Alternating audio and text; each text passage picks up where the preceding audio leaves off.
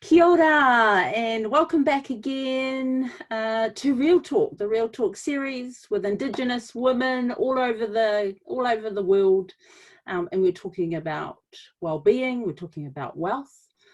For us as women in business and education in our jobs, and it's wonderful this afternoon to welcome the beautiful Dara, who is in Vancouver. Kia ora, Dara. Kia ora. Kia ora. And Dara is, she is doing amazing work in education. She is one of the professors at a business school in Vancouver. And she's also a woman, she's also an Indigenous woman, she's also a First Nations woman. And in North America, there aren't many of these amazing wahine and women and leaders doing what she does. So Dara, I'm going to ask you to introduce yourself. Kia ora. Kia ora. So I'm going to introduce myself and speak a little bit of our Halkamelim language. So we start saying Sts'iales. So this means, it's a good day, and that is very much not a gesture to the weather. It's about acknowledging our shared existence and the goodness of the day in our beautiful reality. So I also Tahltan and Métis, Tahltan and Métis, Dara Kelly till Squeak, Quiquihos till Squeak. So I come from the Leq'á First Nation. I also have heritage to the Sts'iales band, which is up in the mountains just outside the city of Vancouver here in BC, in Canada. And I also, through my mother's lineage, have some Métis heritage, and also her father was Tahltan, which is up in northern BC. So we've got some multiple identities here. I am an assistant professor of Indigenous business. The business school I'm at is called the Beedie School, and the university is Fraser University. And I spent some time in Aotearoa. I was there for 9 years, which is where I received my master's degree and my PhD. And yes, so that's sort of the space that I occupy as a researcher, is trying to articulate and teach from a global Indigenous business perspective. Mm-hmm. Beautiful. Thank you, Dara. E ngā mihi nui ki a koe. E hoa nau mai hara mai ki tēnei kaupapa whakahirahira mō ngā iwi take o te ao, mō ngā wahine take o te ao. So, just welcoming you into the space and my reo, and to talk about the kaupapa, the purpose of us as Indigenous women, and how we are going to support each other through this kōrero and through this journey that we're all on. And for those who I haven't met before on this series, ko waikato te iwi, ko waikato te awa, ko taupiri te maunga, ko te whirowhiro te tangata, ko tainui te waka. So I hail from the mighty Waikato, and I know that Dara has been to the Waikato as well, and has travelled New Zealand and Aotearoa through to, I met her also at the World Indigenous Business Forum in Rotorua in 2018, and we've carried on that relationship. So I had the wonderful joy of being in Vancouver last year, and was hosted by our Indigenous sisters, our First Nation sisters, Dara, Caroline Hilton, and many others. So thank you for your manaaki and your hospitality of us while we were on your lands, Dara. Thank you. I really appreciated your invitation to join this conversation. One of the things that really was exciting for me was the invitation to also speak about jewelry or clothing or the things that we adorn ourselves with. So I was careful with my jewelry today. I can tell you about that if you'd like. Yes, yes, Okay. please. So I'll talk about the earrings that I have. I'm not sure if you can see them. Yes. Okay, so these are tiny little, they're in the shape of a copper. A copper is a particular symbol of our traditional economies. It's not actually, so in my heritage, we used to feast, and that was part of our economy. These coppers come from up in what is called Haida Gwaii, which is an archipelago up near Alaska. And I had the great honor to attend a feast in 2017, and I saw the most elaborate, extravagant demonstration of wealth and wealth distribution in particular up in Haida Gwaii through large versions of these tiny coppers. So they're huge. Some of them are bigger than I am. Now, we don't practice that down here. So this is a cultural difference, but it's something that we had different versions of symbolic wealth that we did. So this is a bigger version of that. Yes. So this is a silver version of a copper. And these beads, these blue beads, are very particular trade beads that were also a symbol of wealth within all up and down the coast. This very dark bead is quite noticeable. A lot of the tribes around here would recognize these beads as being of high value. So this necklace comes from a community called, well, the English version is called Alert Bay. It comes from the Cranmer family, which is a very, very high status, well-known family with regards to Kwakwaka'wakw culture. And so they also did coppers within their feasting practices. So yeah, I thought it was important to wear this jewelry, connecting to what I do and how I think about my work. Yes, beautiful. Thank you, Dara. And yeah, it's really interesting. The other women, the Indigenous women, have shared treasures. We call it taonga. That they have also worn, and what that means to them, what it means to people, and what that represents. So thank you for sharing that beautiful taonga with our listeners today. And so it really feeds nicely, Dara, into the first question, which is really about your cultural identity and with that, your beliefs, your cultural beliefs around distribution of wealth. And so where does that come from, Dara? What is that story? Wow, it's a really long story, but the way that, so I've alluded to the way that we distribute wealth is through feasting.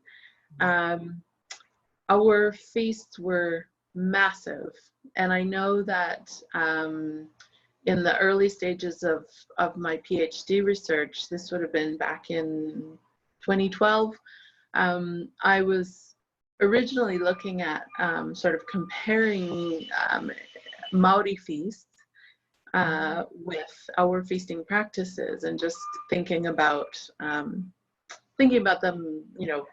highlighting one another. But I remember seeing an image of the hakari and seeing how do you serve food to thousands of people, right? Or hundreds of people, or whatever the number is, but just purely understanding the size and the volume and the enormous amount of work that also goes into being able to manaki. And so this is very much in line with the way that we did our feasting, but it also, more importantly, the feast was not just for eating purposes, as most Indigenous peoples know. Food is a way to bring people together, and it's a way of fostering relationships and connections as being so central to the way that we transact and the way that we bring our economies forward is always within a ceremonial and a sacred context, because of our high regard for good relationships. And so our feasts were also, you know, anywhere from 200 or 300 people to 1,000 or 1,500 people. It depended who was hosting and how much wealth actually was needing to be distributed. So it was very much in this sort of dynamic system of understanding surplus and understanding that there are natural imbalances within families and communities, and that you maintain that balance through the wealth distribution practice. And so I think that this is really important, because this is, in essence, what is so far out of balance for our families and our communities today.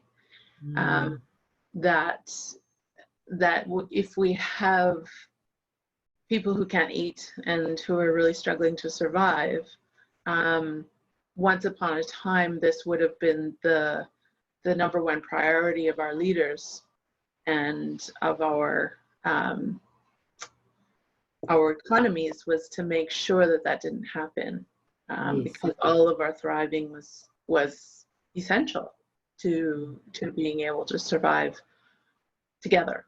So yeah, I think about, so this is part of what I write about in my research, but it really is to bring all of that knowledge forward into our mechanisms and the way that we think about our economies today, and further connecting that to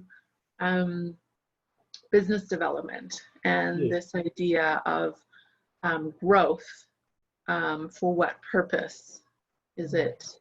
Is growth to ensure that everybody is well?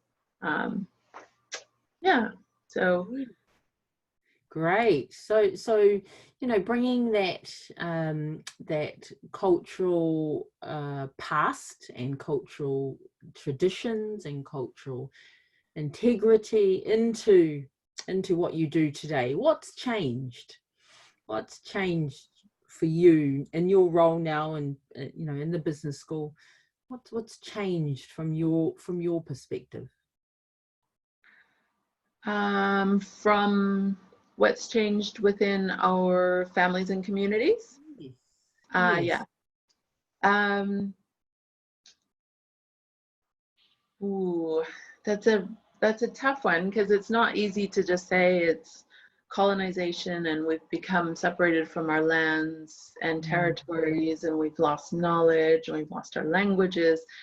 All of that has happened.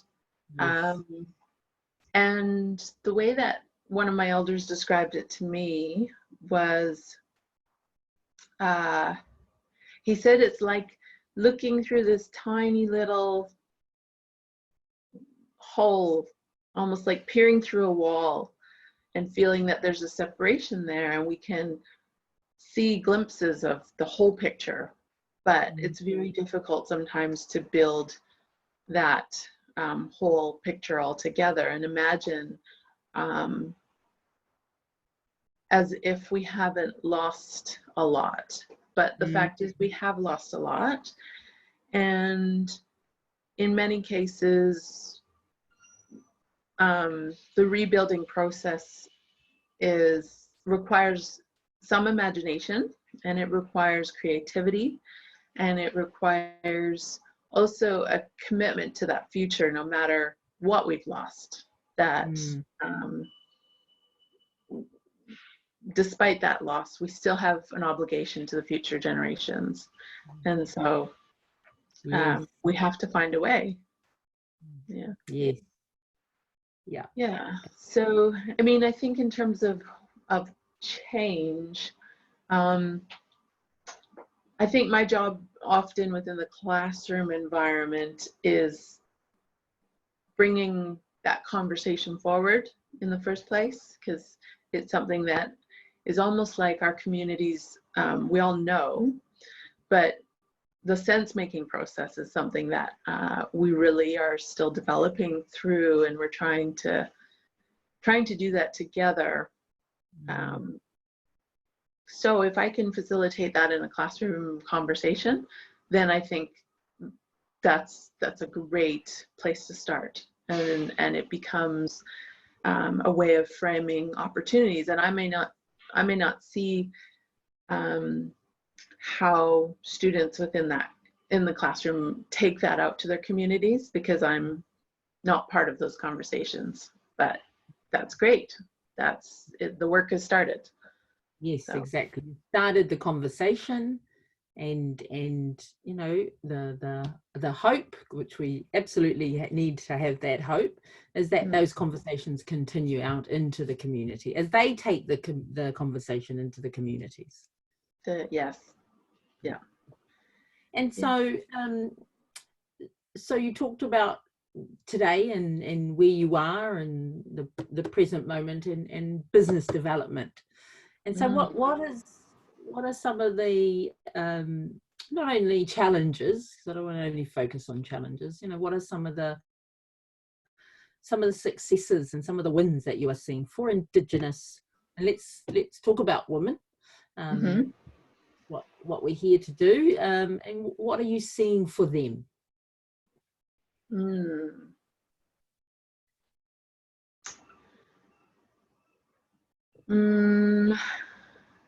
Well, I think we are trying to break out of harmful conversations. I think those harmful conversations are so easy to happen. It also is something that I've been thinking a lot about this. There's such a close relationship between education and healing. And this can actually be a really scary thing for our families and our communities, because it means you have to imagine what's on the other side of a thriving, connected, beautiful future. And that can actually be really scary. So I think I'm very compassionate, and I'm very aware that that's not an easy thing, and it may not be something that everybody's ready for as well. Yes, I would agree with that. Yeah. But I mean, and the other component of all this is trying to remember that I got an education, and I had this amazing opportunity to go study abroad, you know, spend time with Maori and Maori communities and families, and just I've had this life-changing experience. But our families haven't, and that's something that humbles me every day, because it's a reminder of the opportunity that I've had, and not to kind of force that onto people, you know, to force that as if it's this, you know, this thing that I have to I don't know, this inequity somehow between me and them, that I never want that to become a barrier, or something where we can't speak to each other, we can't understand one another because of opportunities that I've had. So so one of the things that I am always cognizant of is the way that I experience trauma within my life, or the way that I experience my iPad turned on, or the way that I experience sort of sometimes this idea of, I've been doing a lot of reading around addiction, and the idea that addiction is not always, you know, substance abuse or alcohol abuse, but that addiction can take so many different forms. And it's very much focused on the way that we handle, the way that we're coping, right, with stress, and the way that we cope with adversity, or we cope with very difficult moments in our lives. And so that applies to everybody, no matter where you are in the world. Our coping mechanisms and the tools we have to be able to cope are going to be entirely connected to our life experience and our families. And so that's kind of the really humanizing and grounding aspect of navigating some of these really, really challenging conversations, is remembering all of that, and really staying in touch with that, and never kind of, it requires a lot of patience. Yeah. Yes. And so doing that, you know, doing that work, because, you know, that's the work that I call sits below the surface. Yeah. You know, that's the tough conversations. You know, we can all have conversations at this level. Yeah. Yeah. But the healing happens below the water. Yes. Yeah. Yeah. And so having those, you know, being able to create those spaces for women, for, you know, communities, our Indigenous communities, to have those conversations, to be able to do that in your role and as a professor.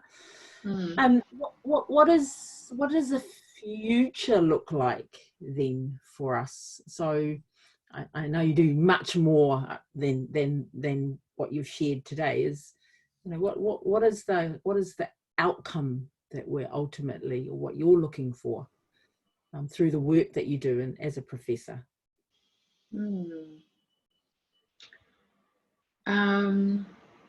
Well, you know, I always come back to, research is a really funny, it's a really bizarre journey, because I would agree.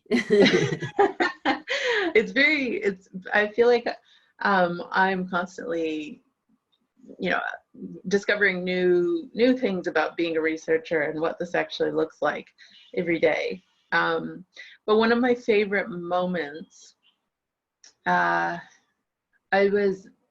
was early in my research, and I came back to Canada to do some archival research. I went to our tribal archives, and I was looking around and finding myself frustrated. And, you know, I had this question in my mind about our Indigenous economies. And I think it, you know, it was sort of this combination of my training where, you know, you have to look and see what exists in order to sort of move on, and then make your case for, this doesn't exist, therefore I'm going to go and explore it and ask all of these questions. So that's what this process was about. And I was getting frustrated because I wasn't finding anything. Now, I just sort of, in a exasperated moment, took a lunch break and ended up at a mall, a cafeteria mall. And lo and behold, one of my great uncles was sitting having lunch as well, just sitting by himself. And I had met up with a cousin, so the two of us went and sat with him, and he sort of said, "Oh, I haven't seen you around here in a long time. What are you doing?" And so I said, "Well, you know, I'm trying to find this, and I'm looking for that." And then he just proceeded to tell me all about our economies and our feasting, and the traditions and the wealth distribution. And we sat there for 2 hours, and suddenly I was like, of course, it's not in the archive. It's Yes. in our communities. It's in our conversations. It's in, this knowledge is in our people, because that was we were a strictly oral history culture. We didn't even have a lexicon or a written language at all until the 1980s. So so this was just like one of those best research moments, because it was just a reminder to stay connected with community. One of the really beautiful moments in that conversation, he ended up talking about the purpose of our lives. And I can't remember if I asked or if he just said it, but he said the purpose of our lives is that by the time we are ready to move into the next world, we are as whole as we can be. And that's a process. So there's no arrival, there's no conclusion to that process, but you as an individual person are as whole as you can be by the time you move on. And so I love this, because this, I think, is the most important thing to remember about economic development, business development. And when we talk about well-being and we talk about that sort of intergenerational wealth and happiness, that it is about wholeness. And it's about that, on the one hand, each individual person is on a journey of wholeness, but together we're also on a journey of wholeness. And we're actually never going to get there, because that's not the point. Yes. The beauty is that we're building it, and that's all that matters. Yeah. One millimeter at a time, sometimes it feels like. It's true, I know. One student at a time, one conversation, one essay at a time. Yeah, exactly. And I think that's a beautiful, I suppose it's a metaphor for life, if you choose, if you choose that, and it is a choice. It is a choice. So, yeah, but I think hearing that from an elder, that would inspire me as well. Yeah. So, so I think that's always, it's an important reminder. It's not relevant, I think, we get into such sort of technical conversations as well. And that kind of thinking, it definitely has limitations, because it doesn't necessarily provide a solution, but it provides a framework for us to build within. And people love frameworks. Yeah. Yes.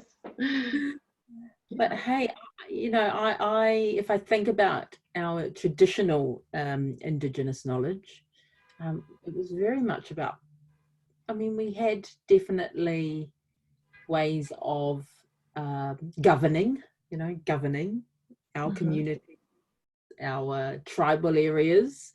But what I know is that it was very much about being in the flow of the conversations, because we were orators, mastery. We were orators, and we had master orators, because they could retain all of this knowledge without writing it down. Yes. Yeah. It's incredible. It also is incredible because it's this reminder of what's possible and our potential there. Yes. Our potential also for that wholeness. Yeah. That creativity that lives within that wholeness, the innovation that is required to be in that space. Yes. Huge. Yeah. And so, it's 2020. And we have technology, it's why we are able to connect as we are today. There are many different philosophies, but in terms of our Indigenous economy, yeah, and how that is, how that is growing. I know you obviously know Carol Ann Hilton and what she's doing in Indigenomics, what Māori are doing for the Māori economy. Never forgetting our environment, our family units, our our communities outside of our Indigenous world. What are you hearing in your Indigenous communities around intergenerational wealth? And the question that I posed to all of you was, can Indigenous women be millionaires, and what are the benefits, and what are the sometimes the other side of the coin to thinking about money? Yes. Well, I think part of the discomfort comes a lot from the fact that we haven't had money. And so for so many of our communities and our families, we've literally never had to budget and manage money before. So I think just purely on us, again, sort of this compassionate understanding of capability and capacity, that this is new, for so many people.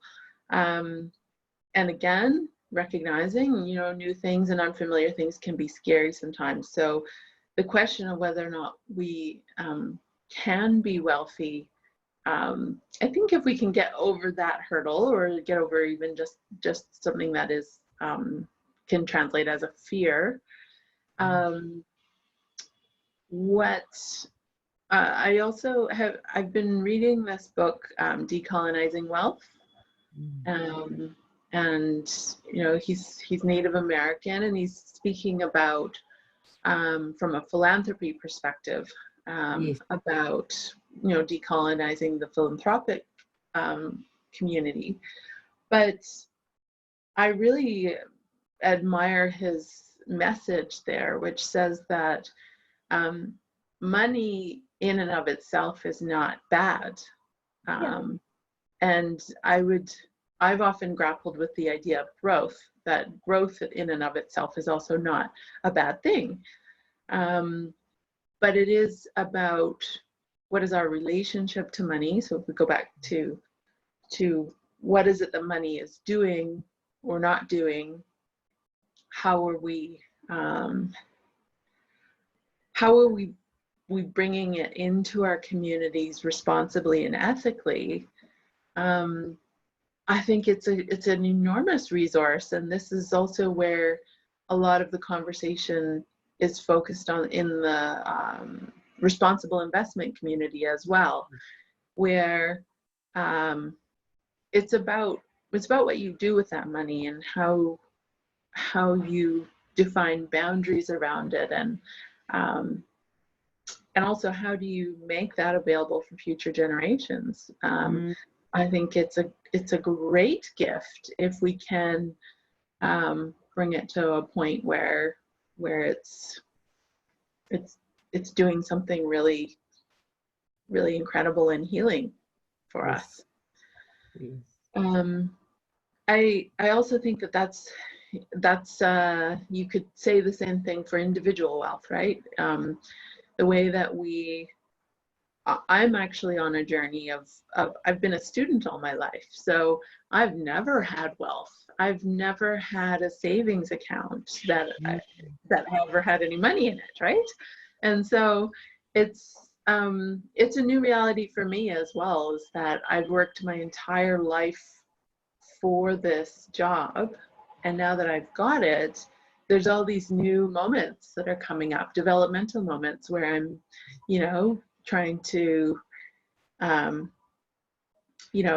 university signs us up for our pension, right? And you have to make decisions around what percentage of your salary is going to go towards that pension, and how do you plan for this future that you can't see and you don't know where you're going to be or what that looks like. And it's a really it's an unusual and abstract exercise. So, I mean, I'm right there with everybody too, you know, that it's not intuitive, especially when you don't have families, you don't come from a family that's managed wealth like that before. Because a lot of that is just, you know, it's learned behavior. Yes. And I think that that's really important, because we can begin to instill those habits, good habits around financial literacy, around even ways of allocating money to charity and donation and this kind of stuff. There's so many different ways you can use and distribute your money even within family. So yeah, I mean, I think there's so much potential, and that's kind of that's not even really imagining it, that there's new Indigenous ways of structuring that. Yes. And I think that that's really exciting, you know, that there could be Indigenous processes around wealth management. Absolutely. Absolutely. Yeah. Yep. Yeah. And I think the conversation, you know, even the conversation around a family dining table about, you know, what is the value of money alongside all of our other values is one of those ways of having frameworks that we can, and conversations that we can have safely and responsibly. So, you know, I think there's really simple ways we can do that as well, you know, versus having to go and bring someone to talk about it. I think, you know, just educating ourselves around what is it that we want in terms of the responsibility and the intergenerational thinking around money. And I completely agree with you. I think it is a resource. And how we use that resource is completely up to us as collectives, as tribal, you know, maybe tribal leaders who have the responsibility of that, but also, you know, as individuals and family units as well. And I think there's also increasing commitments by banks to respond to this as well, like the idea of local investing and cooperative banks and, you know, credit unions and financial institutions that are really committed to local development. And I think that that's great. That's for me something. It's like the more pieces that you can align, the more comfortable you can feel with the money itself. But I think sometimes the alienating nature of banks can be quite confusing or just intimidating. Unwelcoming. Yeah. So you know, what's in your sort of next, for you personally, what are you going to be involved in moving forward, either in your profession or in your personal life? What are you going to be involved in that is going to, you know, fill your cup, right, in terms of what you want to get out of your life?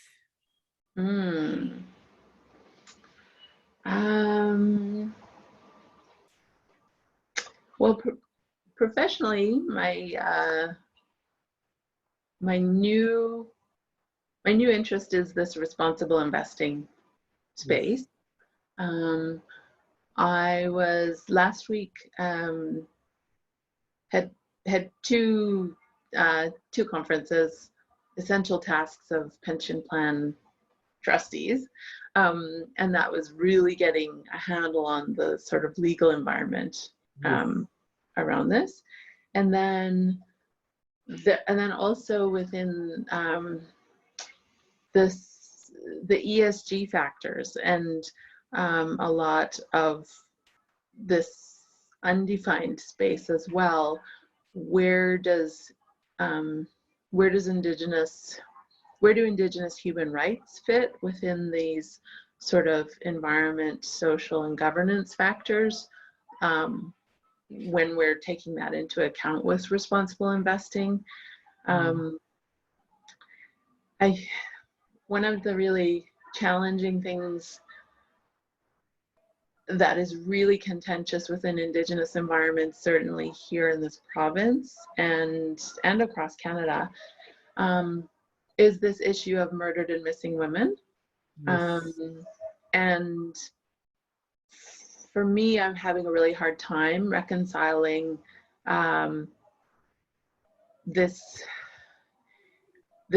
these two narratives that are happening at the same time, which is about resource development, mining camps, the cultures of those mining camps as being hyper-masculine, often very dangerous places for women. And at the same time, we know that about these scary numbers around women going missing. And as I learn more about this responsible investing space, I'm wondering how can we push that as a priority, because it's so unsettling to think about that from a human rights perspective, that there's somehow, I can't help but think that it's very structured. There's organized crime involved. There has to be institutional mechanisms that are coming into all of that, and I just, ethically, it's a very concerning issue for me. So if I can make change in any way within this space, then that's, again, where I'd really like to focus my energy. Right. Yeah, that's a bit on the heavy side of things. My personal kind of passion projects are just about maintaining networks and connections. So for me, it's really important to stay connected with my colleagues and from Aotearoa, Katie Dell and Amber Nicholson, and our little network that we've built, our little family. This is what fills my cup, is just knowing that we are there for one another, and that this is almost like a life commitment, where we have so many shared ideas. It's a generative space. We really, it's about feeling comfortable with one another, and just and being able to share all of these tough moments. We're all in new careers, and we're all sort of, some of us are finishing PhDs, some of us have got jobs, some of us have never taught before. I'm one of them. I hadn't taught before. So yeah, it's staying connected and being able to see each other at conferences, and just enjoy this shared space. And growing that network, that support network, is what I'm hearing. Yes. It's a very loving network. Yeah. Yeah. Well, I think that aligns with your very compassionate nature. Yes. And I really need them, because it's actually kind of lonely around these places. There's many lovely colleagues that I have, but being the only Indigenous scholar in a business school in this province, for sure. There's a couple mattered across the country, but I don't have a lot of support, collegial support, in that sense of feeling, other Indigenous women to catch up with. So yeah, my international network is so important to me. Yeah, great. And that's why I wanted to connect you into this series, because what I love about all of the women that have shared is they come from different perspectives. Yeah, and And as you know, different people listening will pick up on different experiences from our guests on this show, on the series. And that's what I really want, because, you know, one size definitely doesn't fit. Yeah. And so it's really important, you know, from an education, from another Indigenous woman who is also, you know, I've interviewed Dawn Madarabi Leach. Yeah.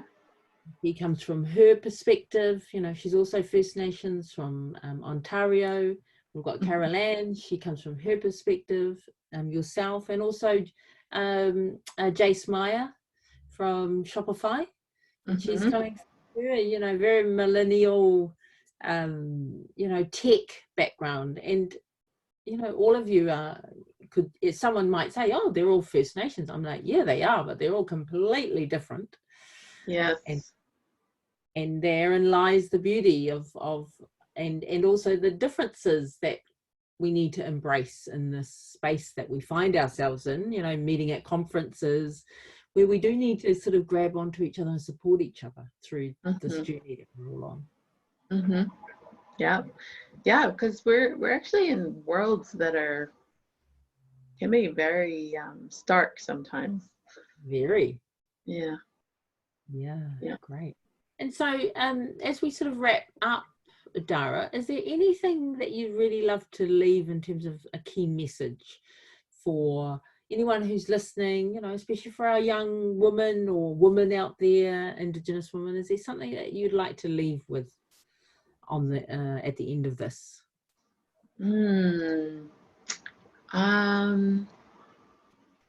Yes, I always I really think that our mistakes are so important in our lives. So even within this sort of wealth and financial space, it's kind of a trial and error. I think, you know, when you're figuring out what spending habits you're comfortable with, and how do you manage things like, I don't know, lending money or saving money. And I think it can be scary, and we kind of just, like, you know, make it up as we go along, and that's fine. So I think that I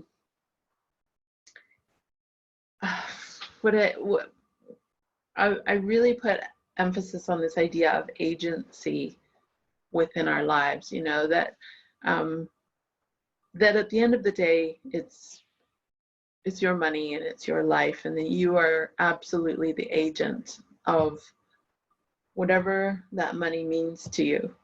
And we make choices all the time, and that's a wonderful privilege that we have. This idea of agency and choice is really what freedom is about. Within so much of the sort of theory around freedom, agency and choice is at the heart of all of that. And so it doesn't change when we suddenly start thinking about money and wealth, that we have a right to determine our futures, that we have the right to make mistakes, and we have the right to choose whatever path it is that we want. And so I think that's the most important piece of this economic freedom, is that remembering always that we have agency and choice in every moment of that process. So yeah. Yes, no matter which part of the journey you are on, you always have agency and choice. And I think that's a really great message to leave with everyone. I really appreciate your considered nature. I know you say compassionate. I see a very you know, even in the interview style, you know, you're very considered in your language and how you share.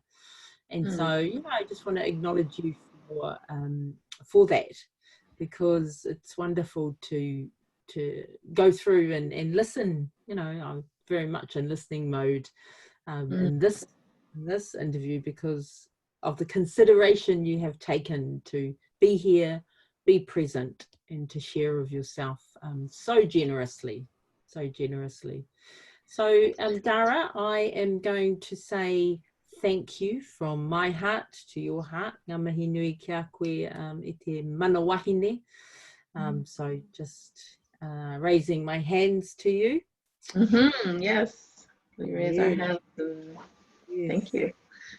And just really appreciate the connection that I continue to have with you through also Kiri, Del, through Caroline, and I really look forward to coming back, or you or us all meeting somewhere soon. Yes. To continue the conversation. Great. Well, thank you so much for inviting me to be part of this conversation, to be interviewed today. Yeah, really thank you. Yeah, great. And so I wish you a great rest of the week, whatever you do, wherever you are. And I look forward to connecting again soon. Okay, great. Thanks, Rachel. Bye.